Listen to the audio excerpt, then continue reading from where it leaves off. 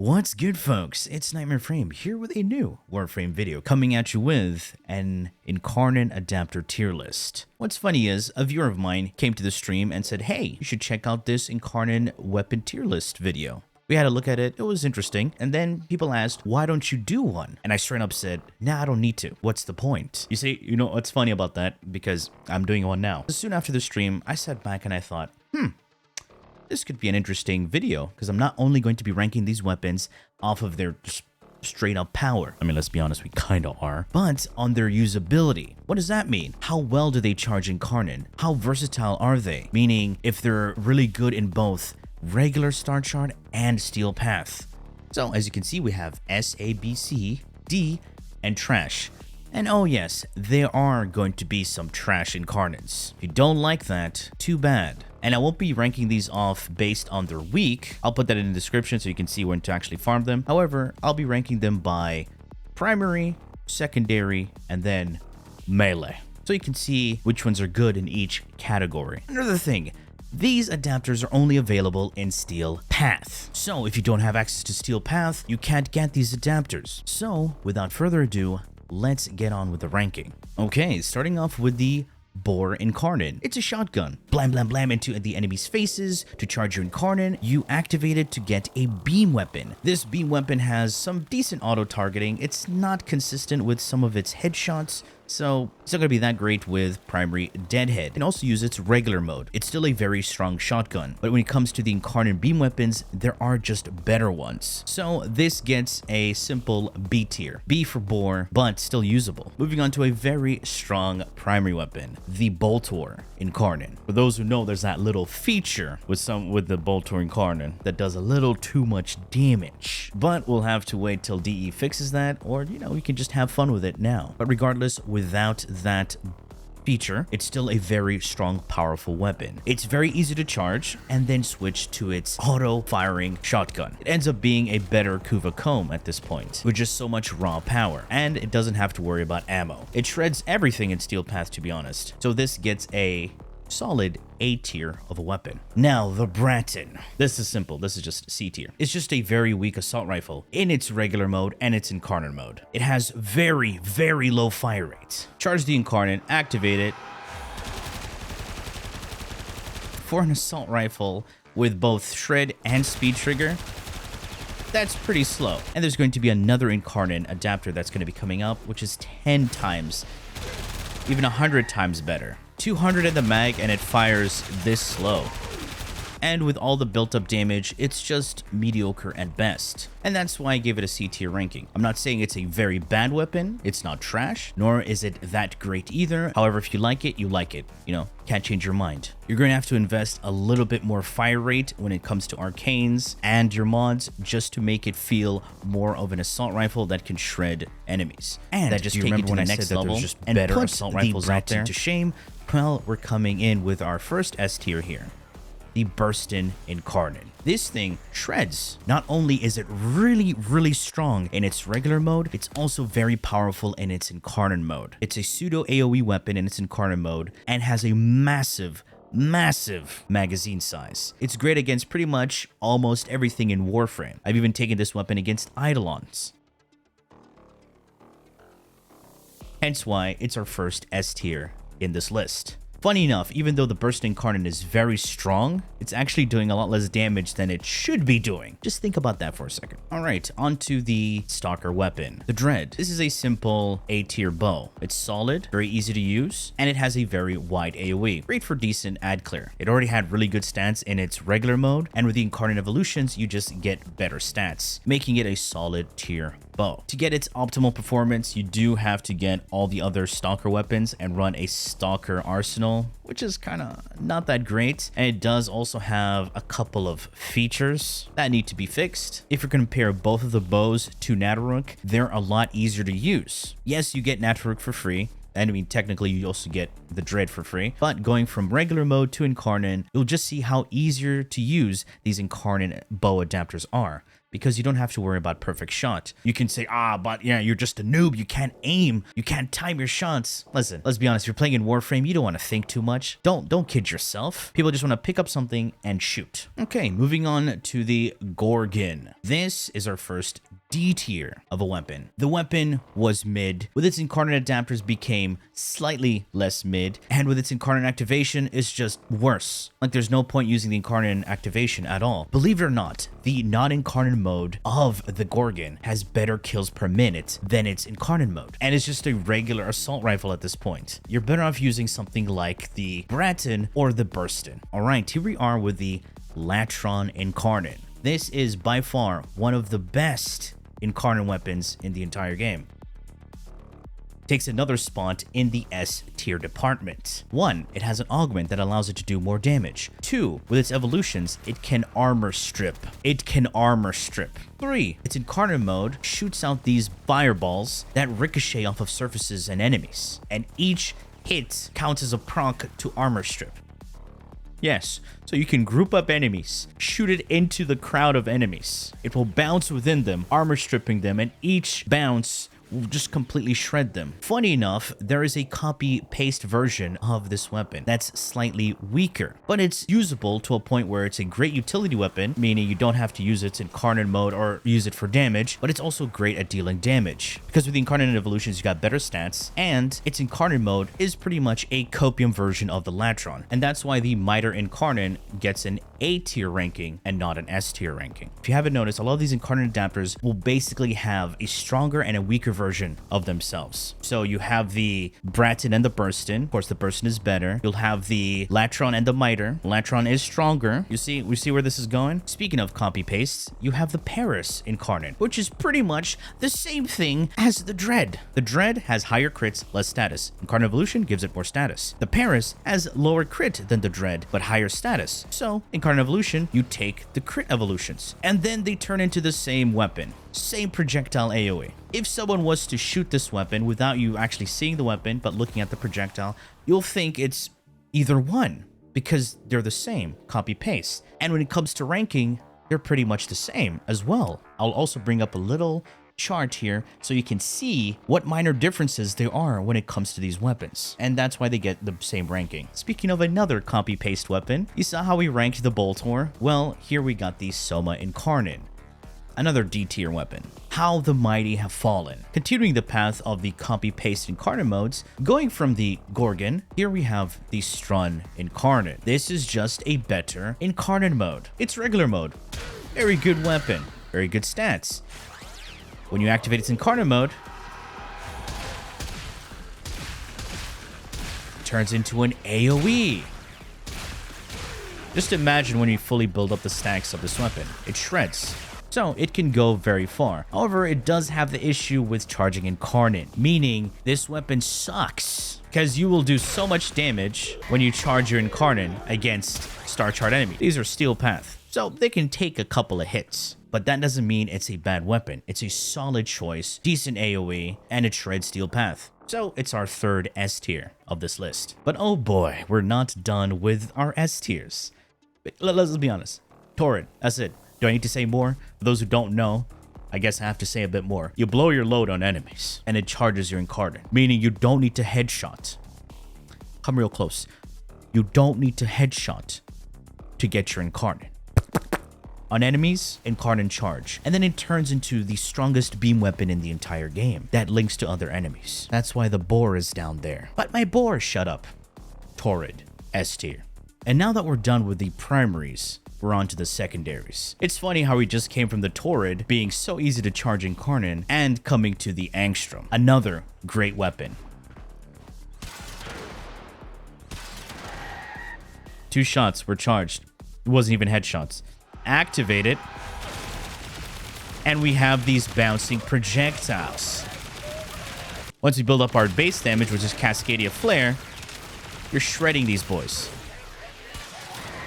Look at that. Another shot, instantly charge. So, if you're moving down a hallway in Warframe, this clears them so fast.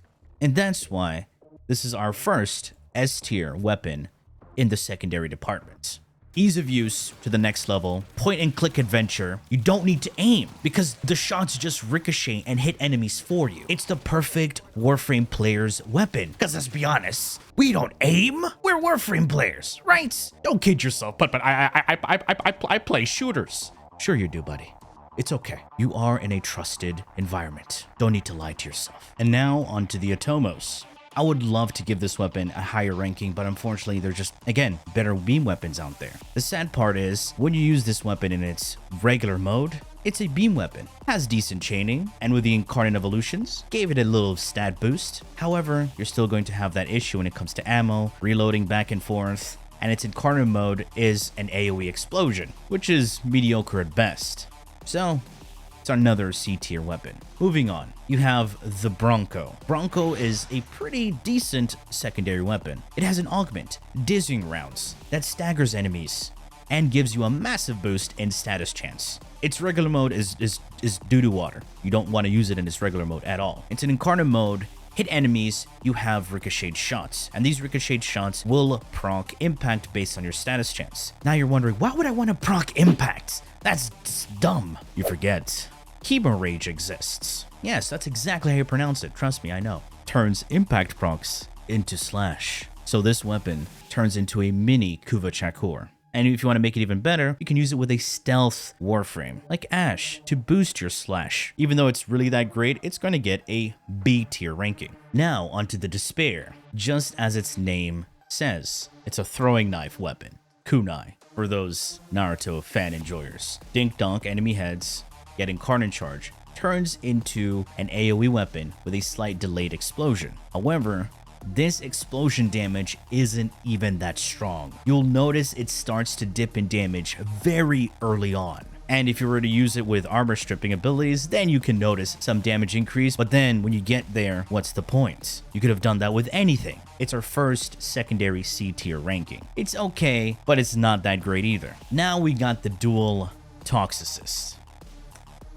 Boy, this weapon just hits different. Its regular mode is okay. It got a nice stat boost with the evolutions. It's okay, right? It's got that really nice passive. Dink-donk the heads. You get infinite ammo as long as you keep on refreshing the headshots. You get the fire rate increase, all that good stuff. Pair that up with its Incarnon mode that turns it into a shotgun that ricochets. It's a beast of a weapon. And this weapon is so damn insane, it's also really broken against single targets. For example, Demolists. Is it great for star chart? Not really, because you gotta get headshots to make it useful. So it's mostly a steel path weapon. But we're not stopping here, because we got the Furis. Boy, look how I just didn't say anything. It's instantly its S tier. Exactly. With the evolutions, boosted stats. And what's even better, it's good in star chart and in steel path, because shoots really fast, hit those heads, get your charge, activate Incarnate, and then blow your load on enemies. Big beam, pretty much like the Clamora, but on a secondary weapon.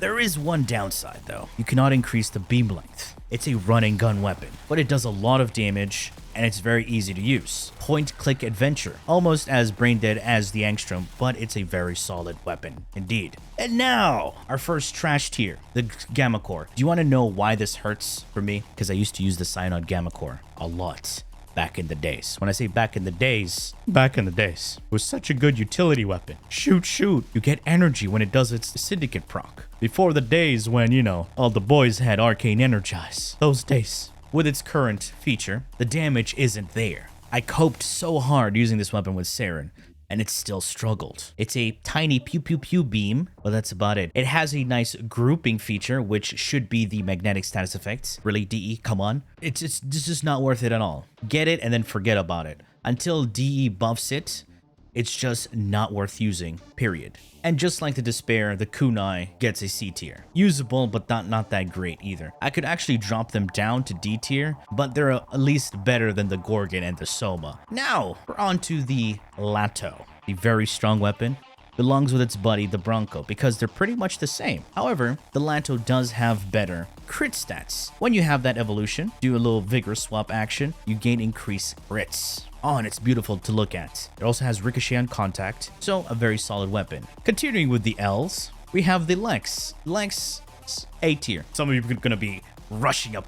Did this guy just put the Lex in A tier? Does he not know? I know. Now shut up, sit down. The Lex being very good, massive rectangular projectile. There's a lot of caveats with this weapon. A lot of recoil, very slow fire rates, and long ass reload. Shoot, shoot, shoot. Hey, you missed a headshot because you know you're a Warframe player, you can't aim. You're gonna be stuck there reloading.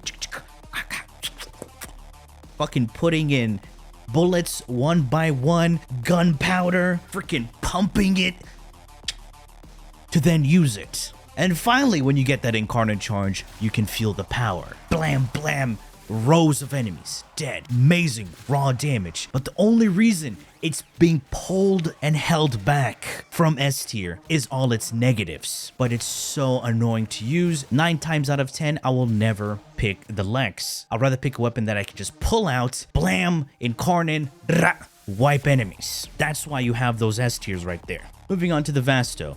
D tier. Horrible. Just why? The lowest incarnate ammo pool ever. Shoot, activate incarnate, you're done. You get like what 2 shots and you're done? Like, what's the point of using the incarnate mode if you can't even enjoy the incarnate mode? D tier. It would be trash, but it does better damage than the Gammacor. The Zylok. Zylok is a solid B tier of a weapon, especially with Zylok Prime coming out. That's probably going to be a significant boost in damage with its incarnate mode. However, it does have a few features where the multi-shot stat isn't counting as well in its incarnate mode. Hopefully by now you understand what I mean by features. The weapon is great in both in its normal mode and its incarnate mode. Decent to charge. However, you're gonna be stuck with the charge time, but it's good AoE. Is it something that you want to pick up every time? No, not really, but it's a solid weapon. Alright, now that we've gone through the primaries and secondaries, let's start off with our melees. The Anku. Trash. Trash. Enough said. Doo-doo water. Moving on to the Ack Brunt. D tier. Just use a Zaw with Contagion. Gonna be a lot better. The Bow. D tier. Enough said. And the Ceramic Dagger. Easily one of the best melees in the game. You thought I was gonna put it in D tier, weren't you? Ceramic Dagger is so versatile. You can use it with its regular mode. You can pair this weapon up with the Argonac to get that little juicy armor strip. It also has its incarnate mode that throws out a projectile. It deals a lot of damage. And of course, it's a melee, so it's very easy to charge incarnate. You just have to build up combo. And it's also very good as a stat stick. You know, for the pseudo-exalted weapon users. Get that nice crit chance boost. You know what I'm saying? Exactly. Moving on to the dual Ichors. One of my old-time favorites. Very solid weapon. It's a simple A tier because of a few things. It's a dual sword. Dual swords have amazing stances. Secondly, it has innate toxin. Make it bleed and deal toxin. And plus, it's an incarnate mode, allows you to fart toxin AoE, which is very good synergy with someone like Saren. And you can put a heat mod, you got gas. Also good AoE. Right there, you got the toxin AoE and the gas AoE. Kind of bringing back some memories when gas was so broken. Solid melee. The Furax is C tier. Why is this C tier? What does it do? For one, you can use it as a regular melee. It has the evolution where it turns impact procs into slash. Not the greatest, but it's still very decent. So you can fist enemies while also bleeding them. Its incarnate activation is doo-doo water. However, if you're huffing that juicy copium, it's really good with its slam attacks paired with stealth multipliers and Zata's Whisper. And on top of that, it also has its amalgam mod that pairs really well with anyone using secondaries because it increases your fire rates. Pair this up with Mesa, a little boost in fire rate. Not bad, really good to use. The Hate, another S tier. Why did I rank this S tier? Well, because it just became the strongest scythe in the entire game, period. Reaper Prime was the best, but Hate just shut up because you know what happens when these videos come out. The ribbon disposition is pretty high, you understand? It's incarnate mode, it shoots out projectiles that can shred. Just raw power. The Magistar, simply D tier. It has nothing else going for it except using the Incarnon Adaptor on its regular mode to give you crit damage or stat sticks. That's all it has when it comes to its use. High ribbon disposition and the crit damage carries over to your pseudo exalts. The Nami solo, again, D tier. You see how most of these melees are D tier because they're just nothing intuitive or creative. Same thing with the Skana. It just got better stats. You can use it as a stat stake. However, there are just better melees out there. And then finally, the Sibear. Trash. I picked this. I made a video about this weapon. I tried to make it work. And boy, I inhaled so much copium just to make it work. And still, it was just doo-doo water. And there you have it, boys. The Incarnon list. You got your S tier, A tier, B, C, D, and your mom. I mean, trash. Anyway, folks, that has been it from this video. I hope you've enjoyed and learned something from it. And if you did, please feel free to leave a like, share, and subscribe for more Warframe content, streams, and so much more. Do refer to the description. Thanks for watching, and as always, peace.